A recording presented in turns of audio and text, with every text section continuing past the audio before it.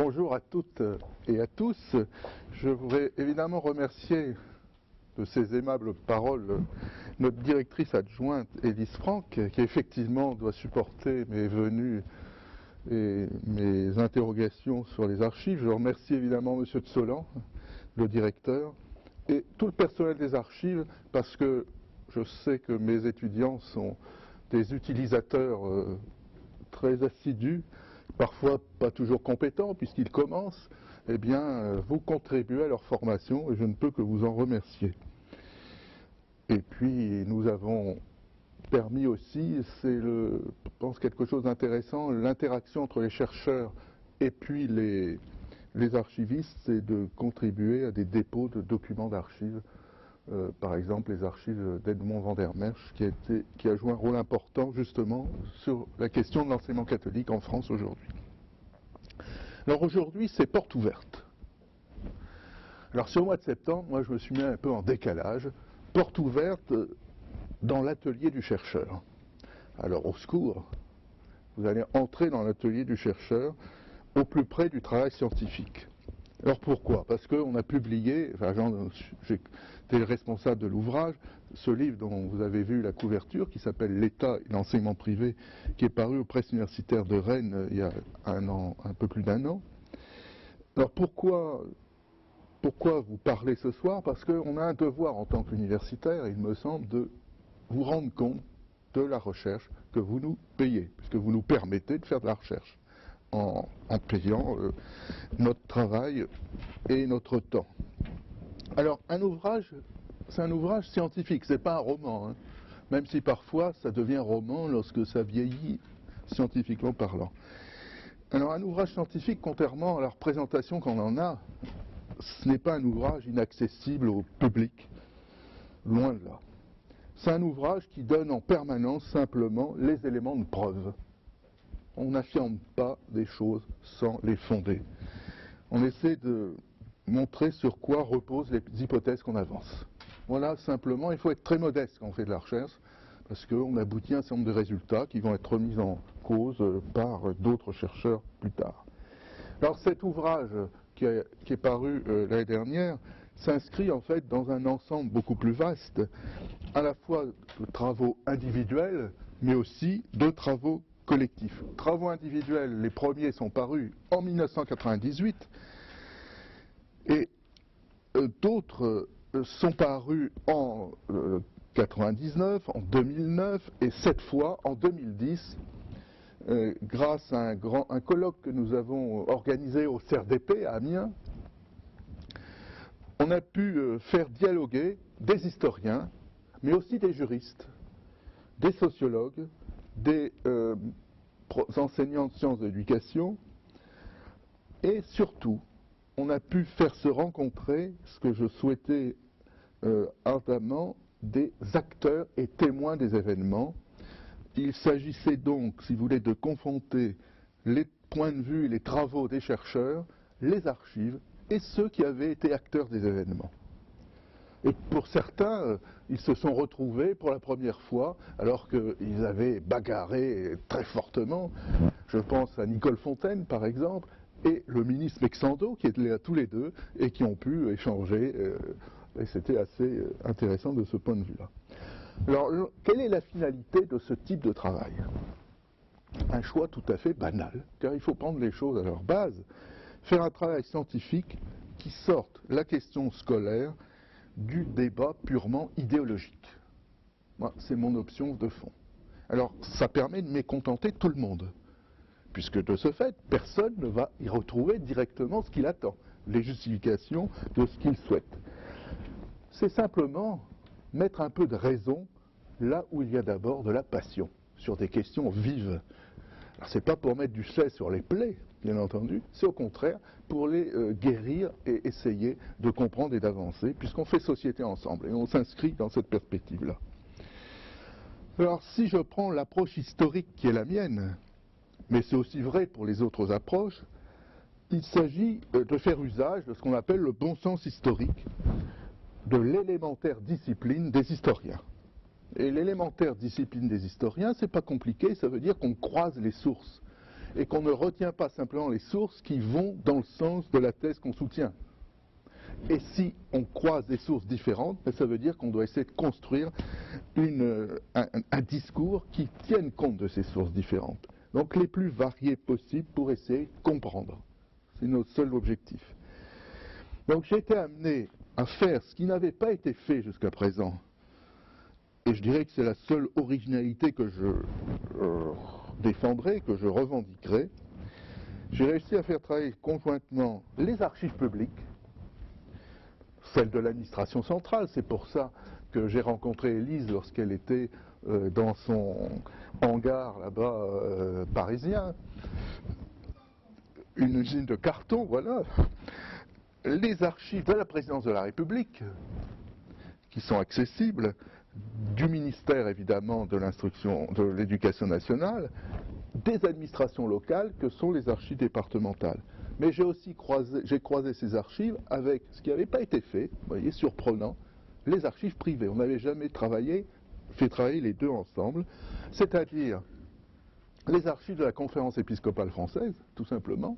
Alors c'est pas toujours facile d'y aller, mais j'ai réussi à en faire ouvrir un certain nombre. Celle du secrétaire général de l'enseignement catholique, et là j'ai eu la plus grande ouverture. De certaines directions diocésaines, alors là tout est possible, jusqu'à tout ou rien. Des archives syndicales. Donc tout cela, j'ai essayé de procéder à une confrontation, et les fameux témoins, des témoins dont deux importants ont vécu ici. L'un, ils étaient élèves du lycée de la Providence. L'un s'appelle Edmond Vandermersch, ancien secrétaire général adjoint de l'enseignement catholique, qui a fêté il y a 2-3 jours ses 90 ans. Et l'autre, plus connu peut-être des Amiénois, mais qui était condisciple d'Edmond Vandermersch. Ils se sont connus dans ce cadre-là, dans le collège La Providence qui se trouvait à l'époque près de la place de Ouilly, derrière la faculté de médecine actuelle. Jean Cuminal, famille un peu connue d'Amiens, qui était secrétaire général de l'enseignement catholique au moment où Edmond Vandermersch était son adjoint. L'un représentant les prêtres séculiers et l'autre, le jésuite, les prêtres réguliers. Ces deux personnages dialoguaient ensemble. Donc il s'agit de comprendre un moment particulier des politiques éducatives, un moment qui a fait beaucoup parler de lui. Alors dans l'ouvrage qu'on a fait paraître, comme c'est le second sur le sujet, on a fait l'impasse volontaire sur la question pédagogique, puisqu'on l'avait traité avant. Notre choix donc n'a pas été de conforter des certitudes, n'a pas été d'arbitrer des choix, mais de parvenir à tenter de comprendre quelque chose dans ce qui est très compliqué à comprendre. Alors la loi Debré, que vous connaissez tous au moins le nom, date du 31 décembre 1959, elle est parue au journal officiel 2-3 jours après. Eh bien cette loi a divisé de façon profonde les militants de tous bords, aussi bien les catholiques, les protestants, les juifs un tout petit peu parce que c'était le début pour eux, et les laïcs évidemment. Tout le monde était opposé à cette loi. Donc il faut se rappeler le courage, j'allais dire, des hommes politiques de l'époque pour imposer contre leur propre majorité le vote d'une loi que une grande partie d'entre eux ne souhaitait pas. C'est une loi qui a une volonté, c'est une volonté d'unifier la nation. Donc l'idée qu'on a eue il y a 2 ans, c'est d'en faire dresser un bilan. Ça faisait 50 ans, vous voyez, on aime les commémorations évidemment. Donc au bout de 50 ans, qu'est-ce qu'on peut en dire ?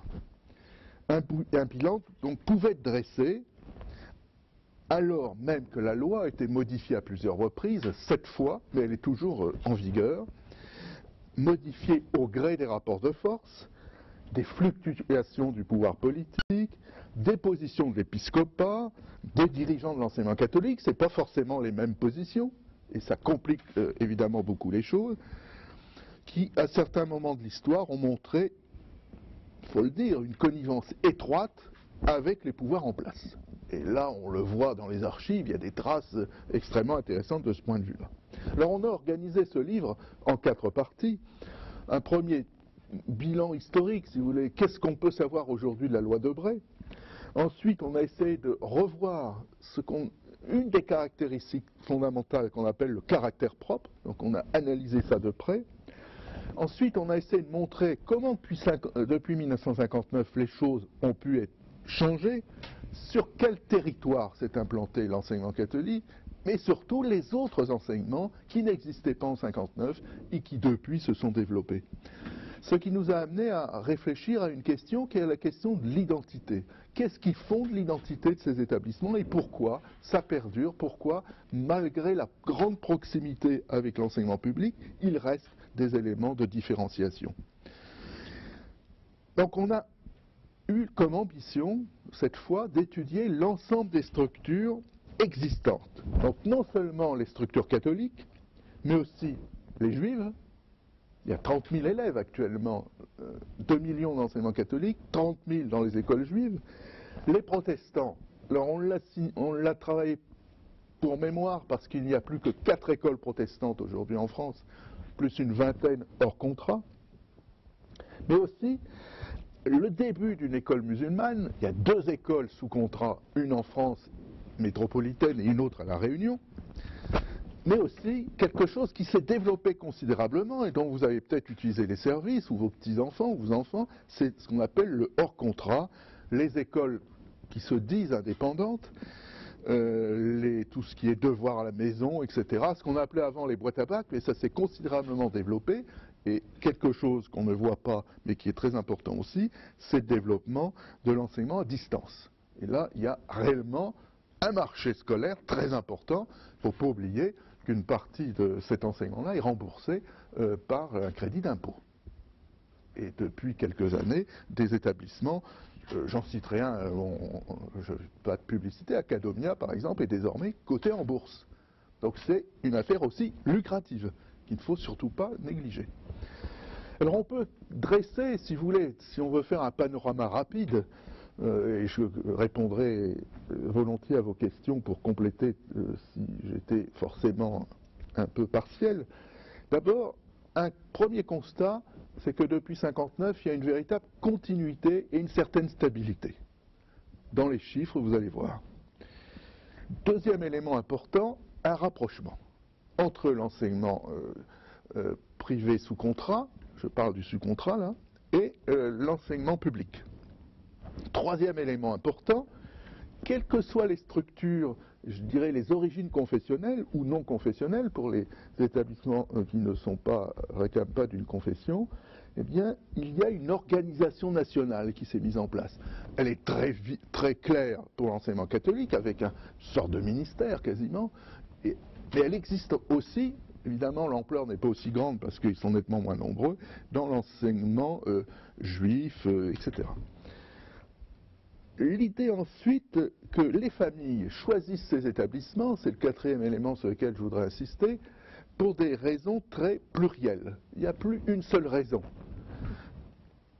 On peut être très bien, et d'ailleurs ça a été intéressant de le voir, une ancienne secrétaire générale de l'enseignement catholique qui était à la tribune nous a avoué qu'elle avait un enfant dans l'enseignement public et un enfant dans l'enseignement catholique.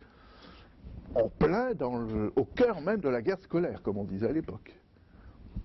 Donc déjà à l'époque, il y a une trentaine d'années.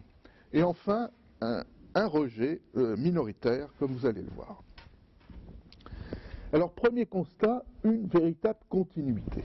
Il faut se rappeler quelques ordres de grandeur pour l'enseignement privé dans son ensemble. En 58-59, la part du premier degré était d'un peu plus de 16%. Le second degré était à peu près autour de 27%. Eh bien, aujourd'hui, et donc en 1959, l'enseignement privé, toutes catégories confondues, mais c'était essentiellement catholique et un peu laïque, regroupait environ 23,7% des élèves, de la totalité des élèves scolarisés en France. Alors que c'était beaucoup plus important avant la guerre. Je vous rappelle qu'un élève sur 2 en lycée en 1940 était dans un établissement privé. Ça, on l'oublie toujours. Ça baissait considérablement après-guerre. Ce qui veut dire que la pente de l'enseignement catholique dans les années 59 était vers la baisse. Et s'il n'y avait pas eu de subventionnement à l'époque, ça disparaissait, il n'y avait plus que quelques îlots importants, mais des îlots avec des scolarités inabordables pour la plupart des parents d'élèves. Eh bien aujourd'hui, on en est où? Donc en 2010. Eh bien dans le premier degré, on est autour de 14%, donc une petite baisse, voyez, par rapport à 59, il y a un certain nombre d'écoles qui ont fermé. Dans le second degré, on est à 21%, 23, 21, mais il faut savoir une chose, 14 et 21 aujourd'hui et à l'époque, ce n'est pas du tout les mêmes ordres de grandeur. Nous sommes passés à un nombre d'élèves beaucoup plus important, alors que le pourcentage est un tout petit peu plus réduit, mais il est resté dans le même horizon. Aujourd'hui, un élève sur 6 fréquente un établissement primaire privé et 1 sur 5 dans le secondaire. Voilà l'ordre de grandeur présent. Ce qui veut dire aussi que ces établissements ont un poids économique important dans une ville. Si vous prenez simplement le plus grand en masse, c'est-à-dire l'enseignement catholique, vous avez 6000 associations de gestion qui existent, 6000 qui gèrent 8500 établissements. Donc 8500 entités économiques. Vous avez là-dedans 5000 écoles primaires. Ça accueille tout ce monde 2 millions d'élèves au total et 200 000 personnes qui y travaillent. Donc une réalité économique réelle. Donc premier constat. Deuxième constat,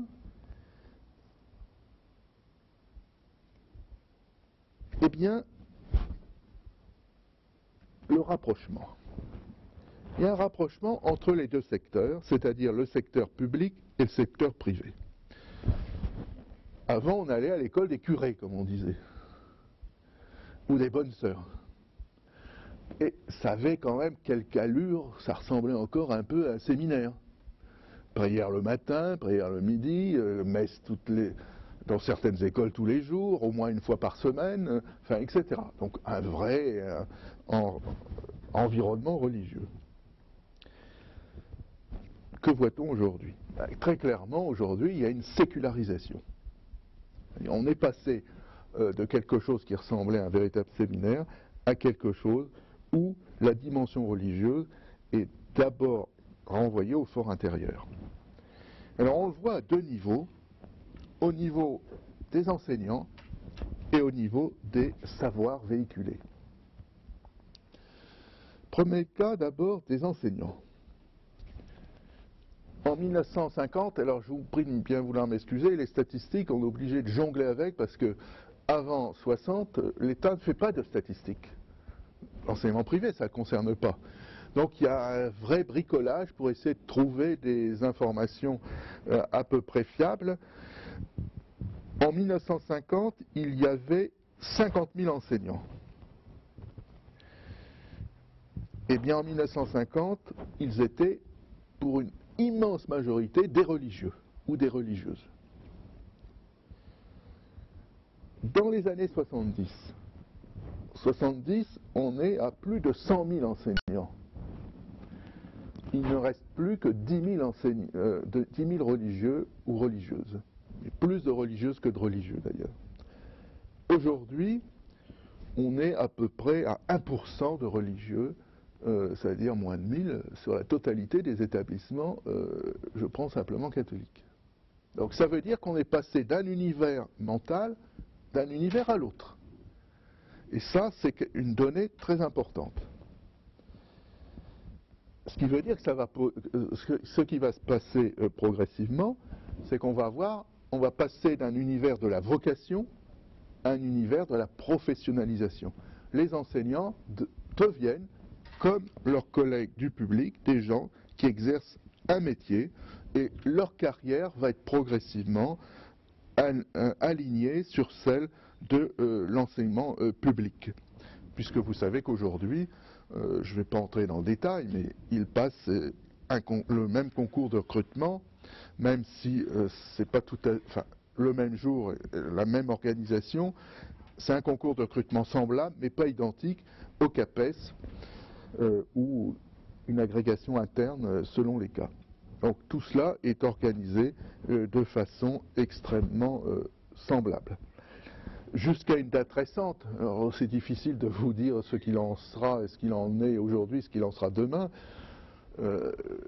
Disons jusqu'à il y a 2 ans, ils étaient formés à l'UFM avec un complément de formation dans l'enseignement, dans un organisme privé. Donc il s'agit maintenant, il s'agit très clairement d'un métier et non plus d'une vocation, un métier qu'on rémunère, alors que moi j'ai enregistré des témoignages d'anciens enseignants de l'enseignement privé qui racontaient qu'ils étaient payés parfois avec la quête du dimanche, de l'église tout simplement. Et les kermesses, c'était quelque chose de très important. C'est pour ça qu'en 1950, lorsqu'il y a eu une guerre des kermesses, on en était là, une guerre des kermesses, c'est-à-dire l'État a voulu mettre un impôt supplémentaire, enfin imposer les kermesses, ça a été un tollé général, on a sorti les fourches en Vendée évidemment, pour défendre cela, et le gouvernement a dû revenir en arrière, parce que derrière il y avait des affaires tout simplement de rémunération extrêmement importantes. Maintenant, on n'est plus du tout dans cette perspective-là, les enseignants ne vivent plus de quémandage comme c'était le cas jusqu'à présent. Alors évidemment, pour parvenir à cela, à cette professionnalisation, ça veut dire que le système est extrêmement complexe. Pour une raison simple, c'est que les enseignants ne sont pas fonctionnaires. Ils ont presque tous les droits de fonctionnaires, mais ils ne le sont pas malgré tout. Donc vous imaginez l'ajustement juridique qu'il a fallu mettre en place pour trouver des solutions qui soient valides, qui ne remettent pas en cause le refus de fonctionnalisation qui a provoqué des grands débats dans les années 84.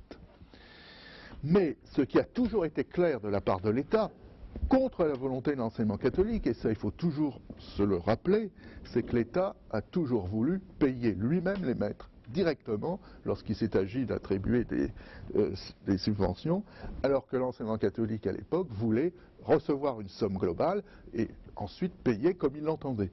C'est-à-dire que les maîtres restaient de droit privé avec des conventions collectives et dépendant de l'enseignement des autorités religieuses ou de leurs successeurs.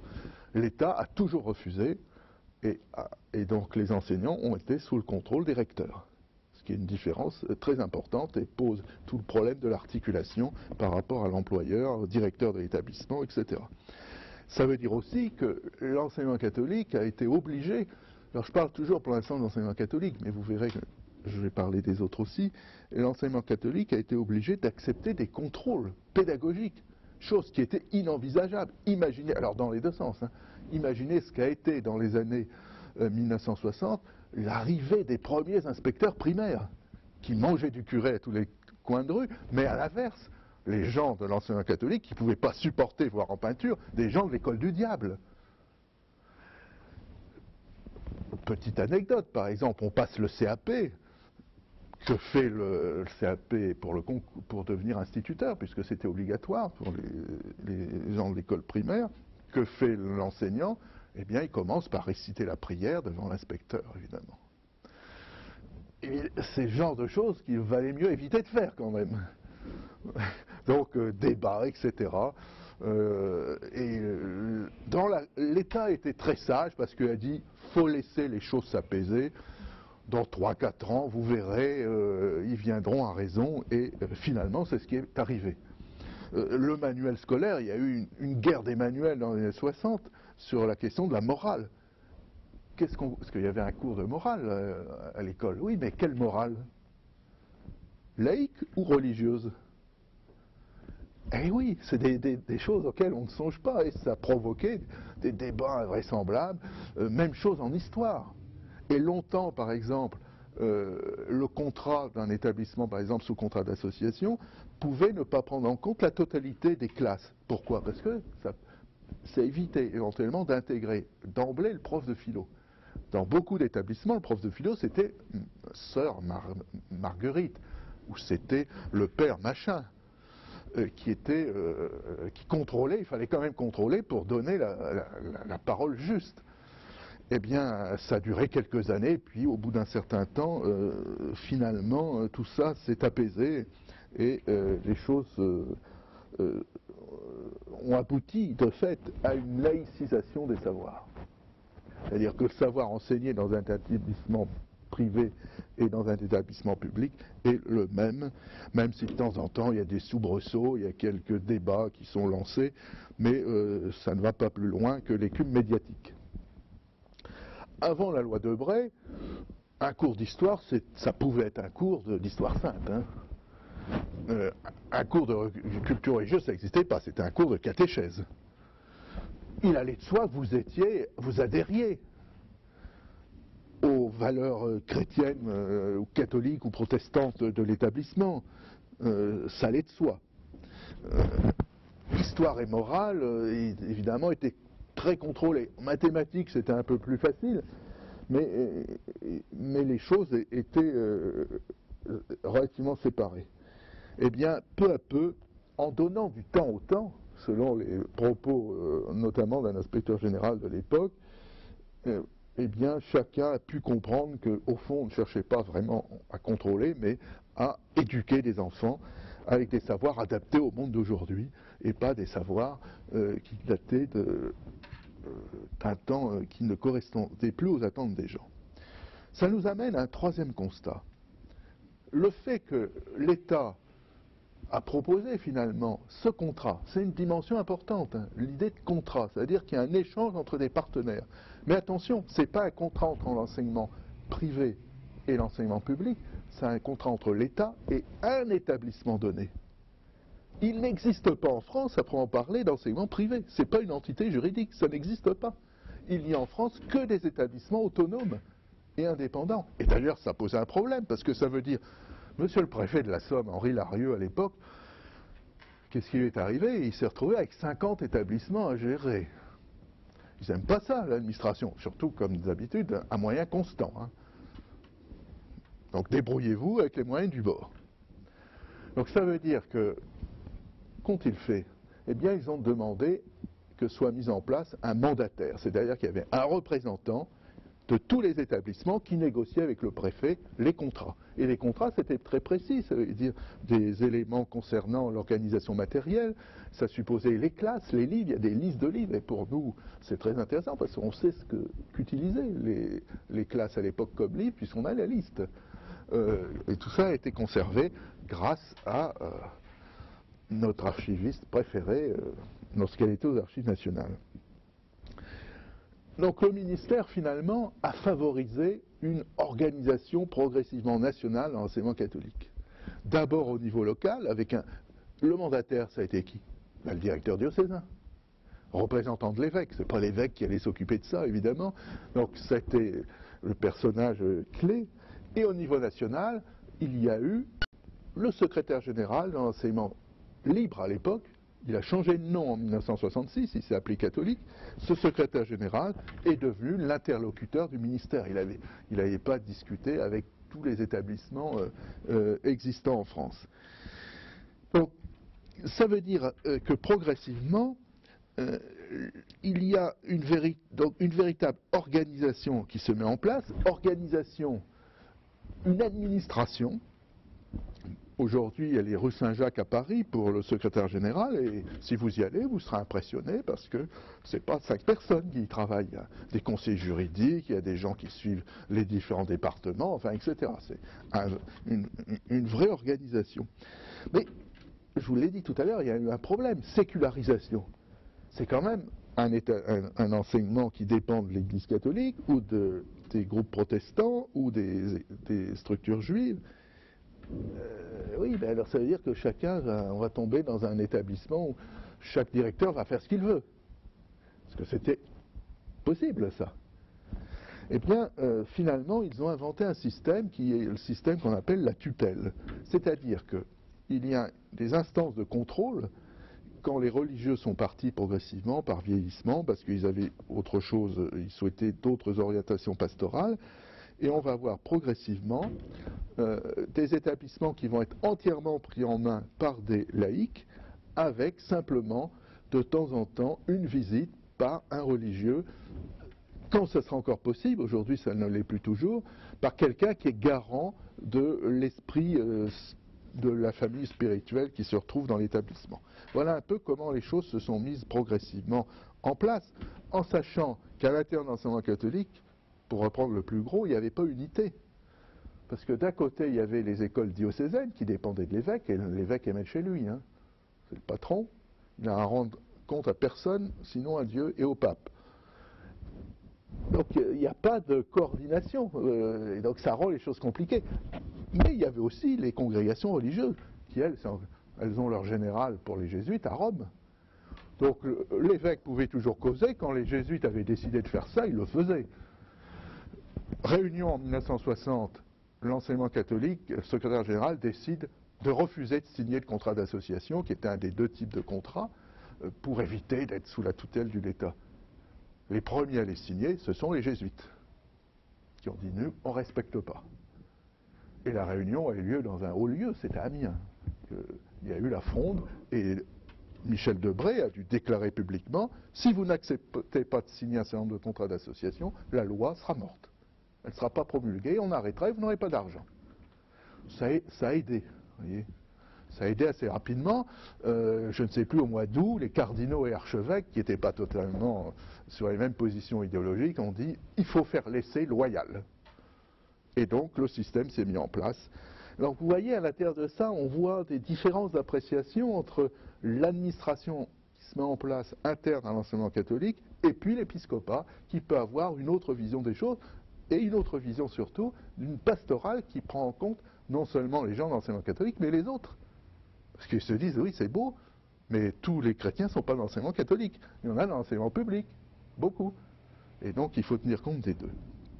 Alors, il ne faut pas oublier non plus que les écoles juives se sont mis aussi à s'organiser progressivement, à mettre en place une coordination. Elles étaient très peu nombreuses en 1959, mais après 1959, il y a eu la fin de la guerre d'Algérie, et donc rapatriement d'un certain nombre de juifs en France, et un deuxième mouvement important, ce sont les années 80 et le fameux attentat de la rue Copernic, qui va renforcer un sentiment identitaire.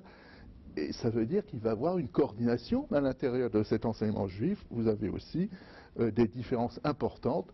Il y a 3 tiers, hein.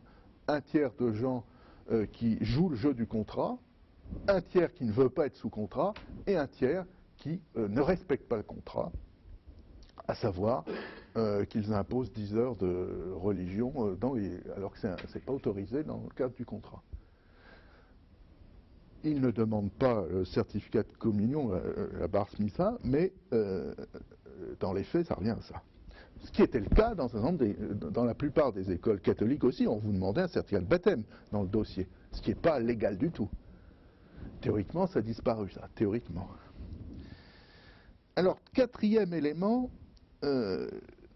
qu'il est important d'avoir présent à l'esprit, c'est une meilleure connaissance des motivations plurielles du choix des familles. Pourquoi les familles vont dans l'enseignement catholique, dans l'enseignement juif, dans l'enseignement protestant, etc. Alors c'est pas forcément, contrairement à une image un peu rapide, pour fuir l'école du diable, pour éviter, ou comme dirait l'autre, pour éviter la chienlit de l'enseignement public, enfin, représentation tout à fait injuste. Non. Le choix du public ou du privé, c'est ce qu'a montré un chercheur comme le sociologue Gabriel Langouette, il y a déjà plus de 15 ans, n'a plus la dimension religieuse et idéologique radicale d'autrefois. En effet, le choix se fait en fonction de l'offre scolaire. Ils font le choix d'un établissement et le choix en fonction de ce qu'ils attendent, ce qu'ils imaginent attendre d'une structure éducative. Et on va appeler ça une espèce de zapping qui fait que des élèves passent un temps dans leur scolarité dans le public, ça ne va pas dans le public, on met dans le privé. Oui, mais attention, dans le privé, il n'a pas la classe de préparation à la grande école. Et donc, on revient à la fin pour préparer Polytechnique quand même. Donc, vous voyez, il y a des promenades, des allers-retours. Il y a des motivations extrêmement variées. Alors ça peut être des motivations de type purement instrumental. Certains pensent que ce type d'établissement va permettre à leurs enfants de progresser davantage, d'avoir de meilleurs résultats. D'autres ont des motivations sociales, c'est-à-dire l'entre-soi. L'entre-soi, ben, ça veut dire qu'on préfère éviter que ces enfants aient des fréquentations qui ne sont pas celles qu'on souhaiterait. Et puis, ça peut permettre des mariages. Les rencontres, ça existe à l'école. Enfin, du moins, jadis, c'était comme ça. Mais aujourd'hui encore, il y a l'idée de ne pas trop se mélanger parfois. Donc certains font ce choix pour ces raisons-là. Et alors, ça couvre tous les milieux sociaux. Hein. Ce n'est pas uniquement la haute bourgeoisie. Ça couvre tous les milieux sociaux. C'est parce qu'on ne veut pas aller dans le lycée à côté, parce qu'il a mauvaise réputation, etc. Ou parce que là, les choses se passent comme ça. Il y a des visées expressives. Alors là, c'est une autre volonté qui est la suivante, c'est un établissement qui permette le meilleur épanouissement pour un enfant, pour la personnalité des enfants. Et donc certains vont estimer qu'en allant dans tel établissement, leurs enfants seront mieux pris en compte. Alors parfois, vous avez aussi des motivations qui s'apparentent des motivations plus idéologiques, plus religieuses.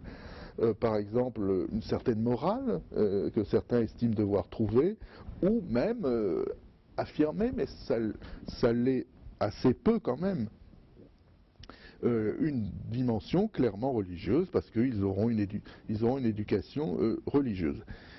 Alors, ça c'est encore plus vrai dans un certain nombre d'écoles juives où on retrouve une volonté d'entre-soi assez confortable, c'est-à-dire on est entre juifs, donc on peut manger, on peut parler, on a une culture, donc derrière ça, il y a un entre-soi culturel. Et surtout, ça a une autre conséquence, ça évite quelque chose d'important dans la culture juive, les mariages mixtes, parce que ça permet de rester dans le même univers que soi.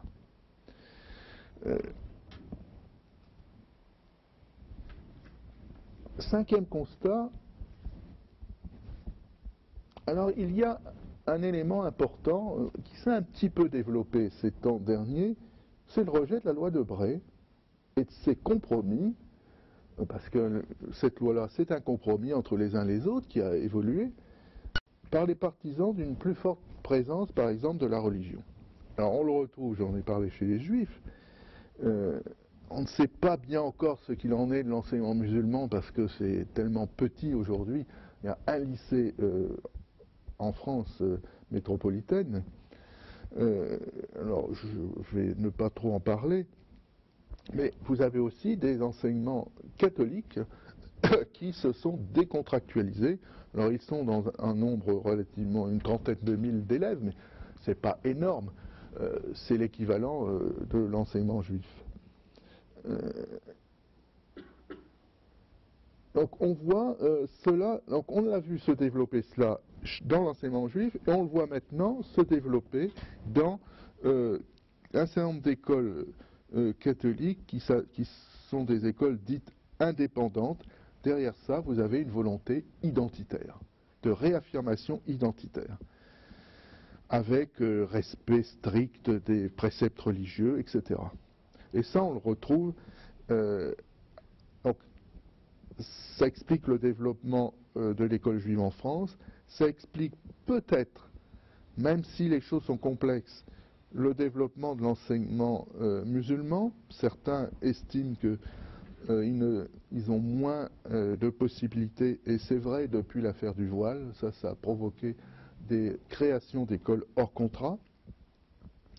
Et parce que aussi, il y a un point important en France, on a développé l'enseignement, par exemple, du chinois, mais on n'apprend pas très peu la langue arabe, qui n'est pas une langue noble actuellement, dans la structure, dans les choix des options. Et donc, certains estiment qu'ils ne retrouvent pas la culture qui est la leur. Enfin, vous avez, c'est très marginal, mais ce n'est pas négligeable totalement, ce qu'on appelle les écoles traditionnalistes catholiques. Alors vous avez plusieurs familles, c'est très compliqué, notamment tout le mouvement autour de ce qu'on appelle la fraternité sacerdotale Saint-Pie-X, donc les intégristes. Je crois qu'il y a une école dans ce cas-là, dans l'Oise par exemple, qui sont souvent des pensionnats d'ailleurs, pour faire en sorte que la totalité de l'existence soit prise en compte.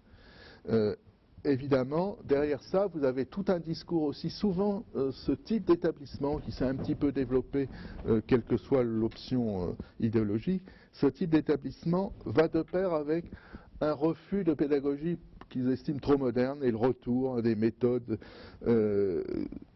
qui, d'après eux, ont fait leurs preuves, genre méthode syllabique, etc. Par exemple. Souvent, tout est lié, si vous voulez. Alors, ils n'ont pas été jusqu'au bout, parce qu'on quand on a étudié un peu les choses, on va les regarder, est-ce qu'ils ont fabriqué des manuels? Parce que la logique... Donc, ils ne peuvent pas aller jusqu'au bout, parce que ça coûte extrêmement cher, vous comprenez? Fabriquer des manuels, avoir des professeurs compétents, etc. Tout cela est extrêmement compliqué à mettre en place. Donc, on peut dire finalement, c'est la conclusion qu'on a fait avec les travaux qu'on a menés, c'est que finalement, la loi de Bray, dont j'ai tracé quelques grands éléments, est une synthèse politico-culturelle réussie, mais très fragile. Fragile parce que l'application de la loi dépend des choix gouvernementaux.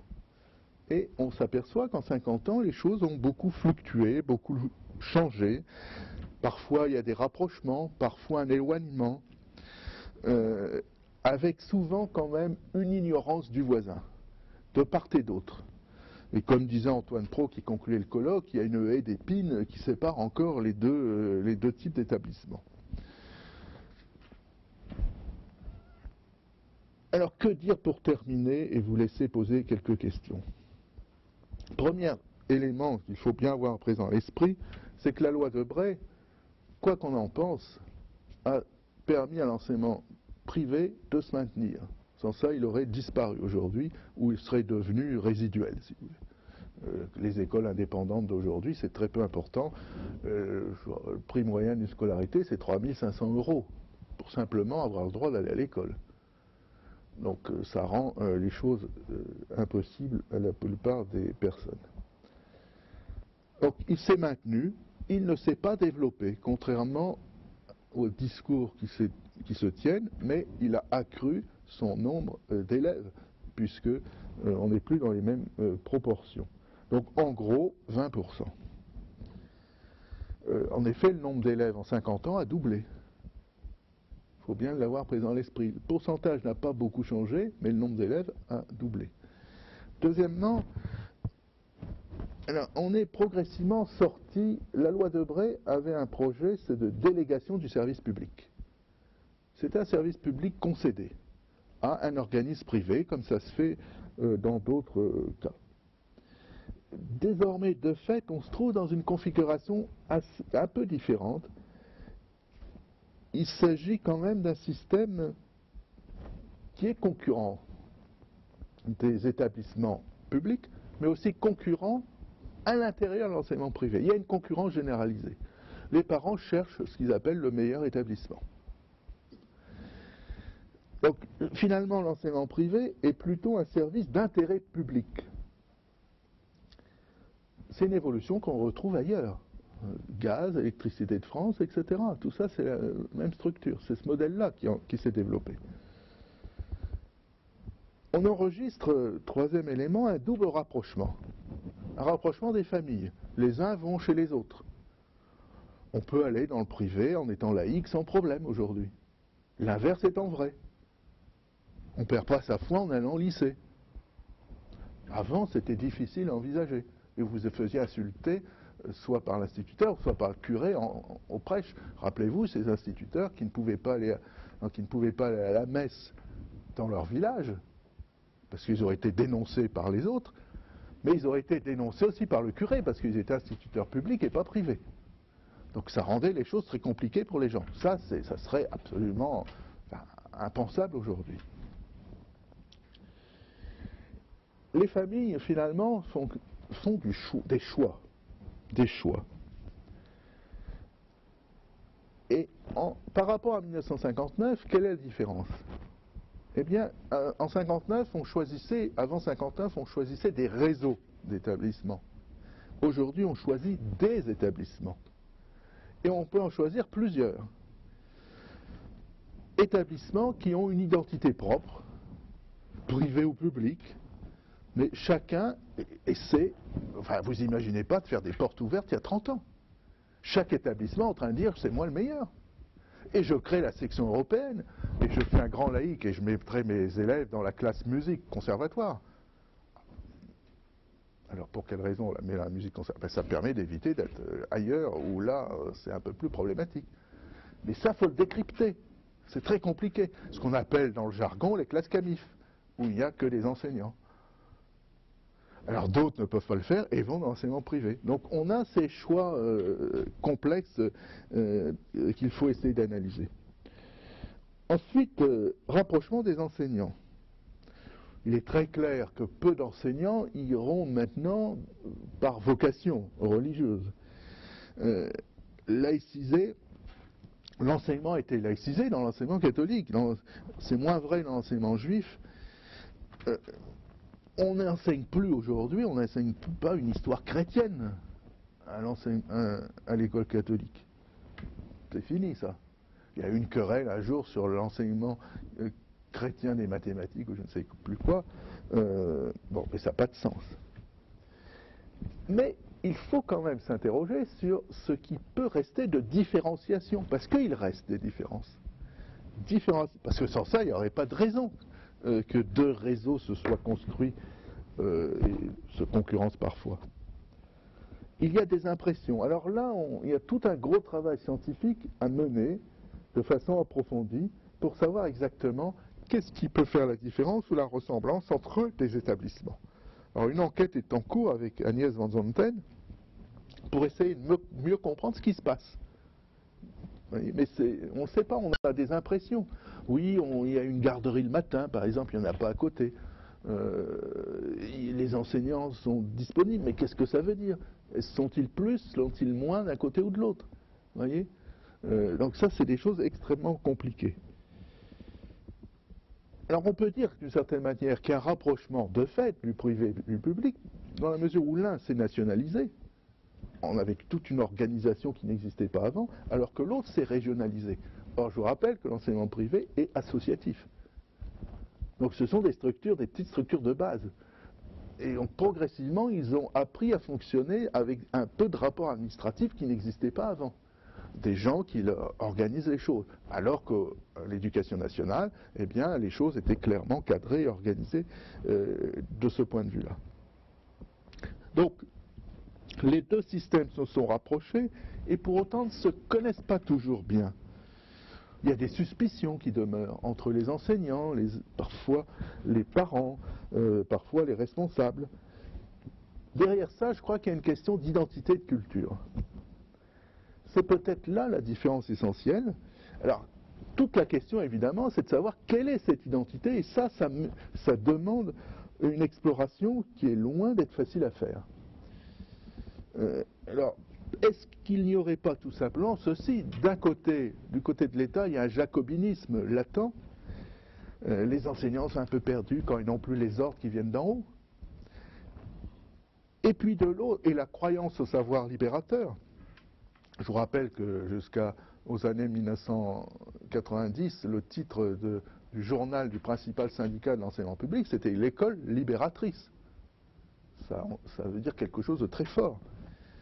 De l'autre côté, c'est des Girondins, des gens qui sont dans l'association et qui avaient une certaine relativisation du savoir au regard de positions spirituelles qu'ils mettaient en premier, en tout cas comme étant un élément qui dirigeait l'ensemble.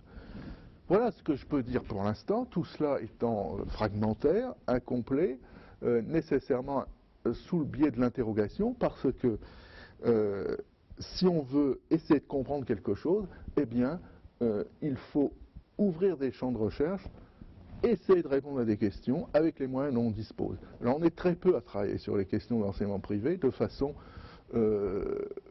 tel qu'on puisse essayer de comprendre un peu, puisque c'était le projet que je vous avais dit initialement. Voilà ce que je voulais vous dire. Maintenant, je peux répondre à des questions plus concrètes.